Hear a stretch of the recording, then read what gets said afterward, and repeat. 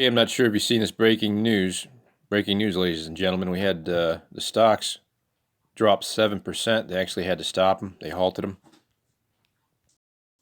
Stocks have stopped trading on Wall Street after a 7% drop in the Dow Jones and the S&P 500 in the first minutes of trading this morning. I want to go to Rebecca Jarvis on the New York Stock Exchange this morning. And Rebecca, this is continuing the falls we've seen over the last couple of weeks as the coronavirus crisis expands and is exacerbated by an oil price war sparked between Saudi Arabia and Russia.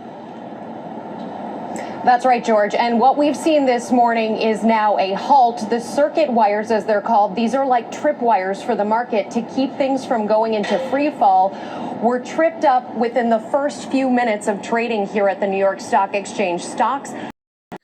Okay, so a lot happening there. And what I want to talk about real quick is rice. It's one of the best pieces of food to put on your shelves. I need to tell you, put it in a plastic container. Find some sort of plastic container to put the bags in.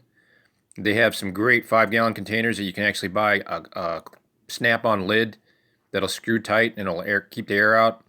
If you want to go a step further down the road, eventually you can take some of those oxygen absorbers and throw them in there to try to keep the humidity lower. But put them in a container. Keep vermin away from them. Work up your stocks, find things you can mix with them. You can put spinach with them if you have meat eventually. When this starts off, the spring starts, if you know how to do potatoes, maybe you don't, learn how to. Put some potatoes in the yard just in case. We don't know what this thing is going to do to us. We don't know what it's going to what effects it's going to be on the economy. So take all the precautions, and in the end, you're going to be able to smile and say, hey, I was prepared for whatever happened.